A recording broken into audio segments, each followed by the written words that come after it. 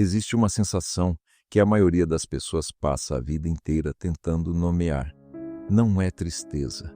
Não é exatamente ansiedade. É mais parecido com fome. Uma fome que não desaparece depois de comer, que não se cala com dinheiro, nem com reconhecimento, nem com prazer, nem com sucesso. Uma inquietação de fundo, quase geológica, que continua pulsando por baixo de qualquer conquista. No ano de 397, um homem de 43 anos senta para escrever sobre exatamente isso.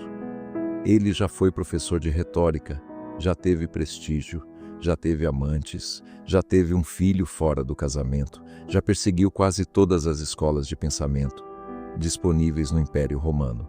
E depois de décadas de busca, ele escreve 13 livros tentando responder uma única pergunta: por que nunca fui capaz de descansar? O nome dele é Agostinho de Hipona. O texto se chama Confissões. E antes de ser teologia, antes de ser doutrina, é uma das primeiras autobiografias psicológicas da história ocidental. Um homem adulto brilhante, cínico, ambicioso, abrindo a própria memória, como quem abre um cadáver na mesa de dissecação, procurando entender onde exatamente ele quebrou. Este vídeo não é sobre religião, é sobre um padrão que atravessa qualquer época, a inquietação como sintoma de uma busca mal direcionada. Agostinho é só o primeiro homem a documentar isso com esse nível de honestidade brutal consigo mesmo. O que torna o texto interessante, mesmo para quem não compartilha nenhuma das convicções religiosas dele, é o método. Agostinho não escreve uma defesa de si mesmo, escreve uma investigação, quase forense, sobre os próprios motivos, e faz isso séculos antes de existir qualquer vocabulário psicológico para nomear o que está fazendo. Examina desejo, culpa, vergonha, ambição, tédio, como quem dissecaria um organismo estranho, tentando entender por que ele se comporta do jeito que se comporta. E o achado central, que atravessa o livro do início ao fim, é este. Por trás de cada busca externa, prazer, prestígio, amor, conhecimento, existe uma fome mais funda que nenhuma delas satisfaz sozinha. A pergunta que este vídeo persegue, junto com ele, é simples de enunciar e quase impossível de responder. O que fazer com um apetite que nenhum objeto do mundo parece capaz de saciar por completo? Ato 1. A confissão como escavação. A primeira coisa que chama a atenção nas confissões é o formato. Agostinho escreve como quem fala com alguém que já sabe tudo. Então, por que escrever? A resposta que ele mesmo dá é desconfortável. Ele não escreve para informar a Deus de nada. Ele escreve porque precisa se confrontar. A confissão não é um relatório para uma audiência externa. É uma ferramenta de escavação interna. Cavar a própria história, até encontrar a raiz de padrões que se repetem havia anos, sem serem examinados. Isso já é um dado psicológico interessante, antes mesmo de qualquer discussão teológica. Agostinho entende, 14 séculos antes da psicanálise, que existe uma diferença entre viver uma vida e examinar uma vida. A maioria das pessoas atravessa décadas empilhando experiência sobre experiência, sem nunca parar para perguntar por que repete os mesmos erros, por que busca os mesmos tipos de alívios, por que a mesma sensação de vazio volta sempre que a novidade esfria. Ele começa pela infância, não porque a infância seja inocente, mas porque ele recusa essa ideia. Observa um bebê disputando o peito da própria mãe com ciúme de outro bebê e conclui algo que soa quase chocante. A inocência da infância não é ausência de mal, é apenas ausência de força para executá-lo. A vontade de dominar, de possuir, de eliminar o rival já está lá. Só falta o corpo crescer o suficiente para agir. Essa é uma tese dura, e é exatamente esse tipo de honestidade sem anestesia que sustenta o livro inteiro. Agostinho não escreve para se apresentar bem, escreve para encontrar o ponto exato onde a corrupção entrou, porque só localizando a ferida é que ela pode ser tratada. Ele não tem interesse em uma versão editada de si mesmo. Tem interesse na versão real, mesmo que essa versão seja constrangedora. E é isso que separa as confissões de qualquer autobiografia comum. A maioria das pessoas que escreve sobre a própria vida escreve para justificar escolhas. Agostinho escreve para desmontá-las. Existe ainda outro detalhe estrutural que merece atenção. Agostinho escreve isso depois de já ter virado bispo, depois de já ter conquistado o respeito público que passou a vida buscando. Ele já não precisa mais provar nada a ninguém. E é exatamente nesse ponto, quando não há mais necessidade de manter uma imagem, que ele decide expor as partes mais constrangedoras da própria trajetória. Não existe vaidade nenhuma em ser lembrado como alguém que roubou, mentiu, usou pessoas e perseguiu prazeres vazios durante boa parte da juventude. Isso só faz sentido se o objetivo não for reputação, e sim compreensão. É esse contraste, um homem de status público revirando o próprio lixo interior sem anestesia, que faz o livro funcionar até hoje. Ele não escreve como quem já resolveu tudo e agora ensina os outros do alto de uma autoridade confortável. Escreve como quem ainda sente o peso de cada decisão errada, examinando o próprio passado com a mesma atenção clínica que dedicaria ao passado de um estranho. Ato 2. O furto das peras. Existe um episódio nas Confissões que intriga leitores há mais de 1600 anos, e a razão do fascínio é simples. Ele não faz sentido lógico. Agostinho tinha 16 anos. Numa noite, ele e um grupo de amigos invadem um pomar vizinho e roubam peras. Não estavam com fome. Ele mesmo escreve que tinha, em casa, peras melhores do que aquelas. Não iam vender o que roubaram. Jogaram a maior parte fora. Deram o resto aos porcos. Não havia necessidade nenhuma envolvida. E é exatamente por isso que o episódio o obceca décadas depois, quando já é bispo e está escrevendo sobre a própria vida. Porque todo crime até então tinha lógica. Rouba-se por fome, mente-se por medo, trai-se por desejo. Sempre existe um objeto que explica o ato. Mas ali, no pomar, ele não queria a pera. Ele queria o próprio furto. Queria a transgressão pela transgressão, o prazer de fazer o que era proibido exatamente porque era proibido. Agostinho vira e revira essa memória como quem examina uma pedra estranha, tentando entender sua composição. E chega a uma conclusão perturbadora. Existe, no ser humano, uma atração pelo mal que não precisa de motivo. Um apetite pela transgressão vazia. Ele nem sequer teria feito aquilo sozinho. Precisava do grupo, da cumplicidade, do riso compartilhado no ato de quebrar a regra. O prazer não estava na pera.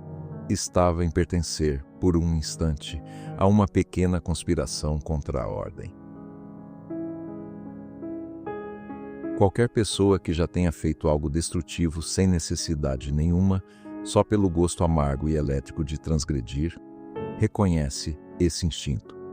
Dostoiévski vai escrever sobre isso séculos depois, através de personagens que agem contra o próprio interesse, só para provar que ainda tem liberdade de agir mal.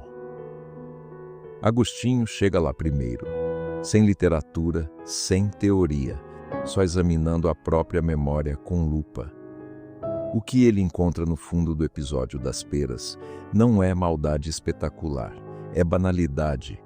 É um adolescente entediado, buscando através da transgressão alguma sensação de intensidade que a vida comum não estava entregando. E é justamente essa banalidade que o assusta. Se o mal pode nascer do puro tédio, sem motivo nenhum, então ele não é uma exceção rara. É uma possibilidade sempre disponível dentro de qualquer pessoa. Repare também no papel do grupo nessa cena. Agostinho é categórico ao afirmar que sozinho jamais teria feito aquilo. A transgressão só ganhava sabor porque era compartilhada, porque havia outros rindo ao lado, validando o ato no mesmo instante em que ele acontecia. Isso revela outra camada do mecanismo. Parte do prazer da transgressão não está nem na transgressão em si, mas na cumplicidade, na sensação de pertencimento momentâneo que nasce de romper uma regra junto com outros. É o mesmo mecanismo, atualizado, que explica por que tanta gente faz, em grupo, coisas que jamais faria sozinha, da zombaria coletiva ao vandalismo casual. A régua moral individual se dissolve na régua do grupo. Décadas depois, escrevendo sobre isso, Agostinho ainda não encontra uma explicação totalmente satisfatória. E talvez seja exatamente essa falta de explicação limpa o que torna o episódio tão honesto. Ele resiste à tentação de simplificar o próprio passado numa lição moral fácil. Prefere deixar a pergunta em aberto. Por que alguém ama, ainda que por um instante, o próprio ato de errar? Ato 3. Amei amar, os prazeres desordenados. Aos 17 anos, Agostinho chega a Cartago para estudar retórica. E é ali que ele cunha uma das frases mais citadas do livro inteiro. Ainda não amava, mas amava a ideia de amar. Buscava algo para amar, amando o próprio amor. Repare na estrutura dessa frase, porque ela descreve um mecanismo psicológico extremamente atual. Ele não estava atrás de uma pessoa específica, estava atrás da sensação de estar apaixonado, o estado alterado, a intensidade, a narrativa de estar vivendo algo grande. Cartago, ele escreve, era um caldeirão fervendo de paixões desonestas. E ele se joga dentro desse caldeirão, não porque encontrou algo que valia a pena, mas porque a fervura em si já parecia melhor do que o silêncio da própria vida. Ele também descreve, nesse período, um fascínio pelo teatro, especificamente pelas tragédias. E aqui, ele faz uma observação que continua incomodando qualquer pessoa que já tenha assistido compulsivamente a conteúdo triste sem saber bem por quê. Porque alguém busca ativamente sofrer, através da ficção, com dores que não são suas. Ele mesmo se pergunta isso. E responde que existe um prazer estranho em sentir compaixão à distância. Uma dor que emociona sem custar nada. Porque no fim das contas, o espectador pode ir embora.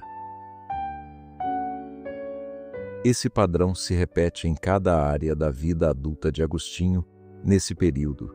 Ambição profissional, que busca aplauso mais do que excelência. Relações que buscam validação mais do que intimidade. Prazeres sensoriais buscados com uma urgência que nunca é saciada por muito tempo.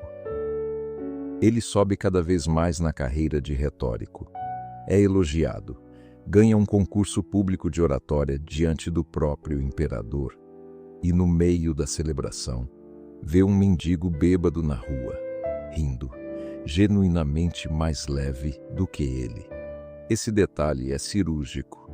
Um homem no auge do prestígio social, olhando para um mendigo embriagado e reconhecendo com inveja real que aquele homem tinha, por acaso, uma alegria mais genuína do que a sua, construída sobre anos de esforço, competição e ansiedade. A pergunta que fica, sem resposta ainda naquele momento da narrativa, é simples e devastadora. De que adianta subir se a subida não traz descanso nenhum? Diante desse impasse, Agostinho não desiste de buscar. Ele apenas muda de direção. Se os prazeres do corpo e a ambição social não bastam, resta tentar pela via oposta, abandonar o sensorial e apostar tudo na razão. Ato 4. A busca de uma explicação que baste. Depois dos prazeres, Agostinho tenta outro caminho, a razão pura. Se o corpo não entrega repouso, talvez a mente entregue. Ele se filia a um grupo que promete exatamente isso. uma doutrina que explica a origem do bem e do mal através de dois princípios opostos em guerra permanente, um de luz e outro de trevas, disputando o universo e a própria alma humana. É uma explicação elegante, matematicamente satisfatória. Se existe mal em mim, não sou totalmente eu o responsável. Existe uma força de trevas agindo através de mim. Agostinho permanece ligado a esse grupo por quase 10 anos, seduzido pela promessa de uma resposta total, sem lacunas, para o problema que mais o atormenta. E durante anos, ele defende essa doutrina, com o mesmo entusiasmo intelectual que usaria mais tarde para atacá-la. Debate, convence outros, sente-se parte de uma elite que finalmente decifrou o enigma que ninguém mais parecia capaz de resolver. Até o dia em que consegue finalmente encontrar cara a cara o líder mais respeitado do grupo, um homem de reputação quase lendária entre os seguidores, capaz de responder qualquer questão, e descobre na conversa que por trás da fama existia apenas um homem articulado, mas sem profundidade real nas respostas. As perguntas mais difíceis de Agostinho recebiam respostas bonitas, bem construídas retoricamente, e ocas por dentro. Esse momento é decisivo, porque revela um padrão que se repete em qualquer época. A diferença entre uma explicação que soa bem e uma explicação que resiste ao exame. Agostinho passa a década seguinte oscilando entre o ceticismo, a posição de que talvez nada possa ser conhecido com certeza, e uma busca cada vez mais desesperada por alguém, algum sistema, alguma escola de pensamento que não desmoronasse assim que fosse pressionada com perguntas reais. É só em Milão, ouvindo outro tipo de discurso, não mais de alguém prometendo respostas fáceis, mas de alguém disposto a admitir a complexidade do problema sem simplificá-lo, que Agostinho começa a suspeitar que estava perguntando errado. Ele passou anos buscando um sistema que explicasse tudo sem deixar nenhuma pergunta em aberto. E começa a entender que talvez a inquietação não fosse resolvida por uma resposta mais completa, mas por uma mudança na própria pergunta. Não qual é a explicação correta, mas o que dentro de mim resiste a qualquer resposta que eu encontre. Essa é uma virada que qualquer pessoa que já passou por uma fase de acumular teorias, livros, sistemas de autoajuda ou filosofias inteiras tentando resolver a própria vida vai reconhecer. Em algum momento, o excesso de explicação começa a funcionar como o excesso de prazer do ato anterior. Mais uma tentativa de preencher, com volume, um espaço que pede outra coisa. Ato 5. O coração inquieto. É só no início do livro, mas psicologicamente é a conclusão de tudo, que Agostinho escreve a frase que resume o argumento inteiro das Confissões. Fomos feitos para algo, e o coração humano permanece inquieto, até encontrar aquilo para o qual foi feito. Tirando o vocabulário religioso por um instante, olhe só para a estrutura psicológica dessa ideia. Agostinho está descrevendo a inquietação não como um defeito aleatório, mas como um sinal. Um sintoma que aponta para uma direção. A fome que nunca se sacia com comida errada não é prova de que a fome é ilegítima. É prova de que ela está buscando o alimento errado. O problema nunca foi buscar. O problema era onde ele buscava. Ele passou por praticamente todas as saídas disponíveis. Prazer sensorial, prestígio intelectual, ambição de carreira, filosofias que prometiam explicar tudo racionalmente, seitas que ofereciam certezas fáceis sobre o bem e o mal. Cada uma delas prometeu ser o destino final. Cada uma delas, depois de algum tempo, revelou o mesmo vazio de sempre, só que com uma roupagem diferente. E é isso, não um único evento dramático, mas o acúmulo de becos sem saída, que constrói lentamente a inquietação que atravessa o livro inteiro. A palavra que ele usa para o oposto dessa inquietação costuma ser traduzida como descanso, mas talvez a tradução mais precisa, num sentido psicológico, seja integração. Agostinho descreve a própria vida, antes da virada, como dispersão, um eu fragmentado em múltiplas direções, correndo atrás de coisas diferentes ao mesmo tempo, sem centro nenhum segurando tudo junto.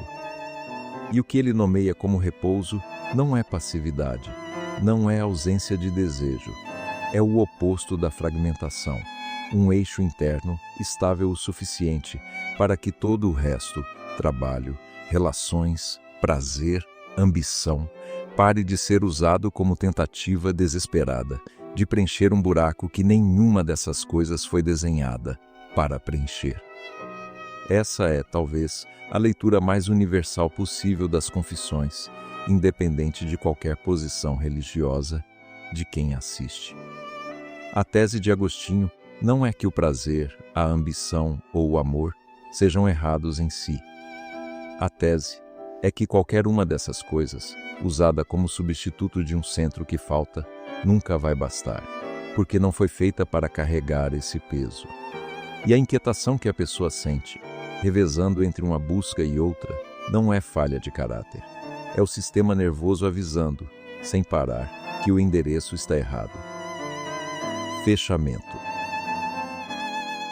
Agostinho passa boa parte da vida adulta correndo, de cidade em cidade, de escola de pensamento em escola de pensamento, de amante em amante, de ambição em ambição.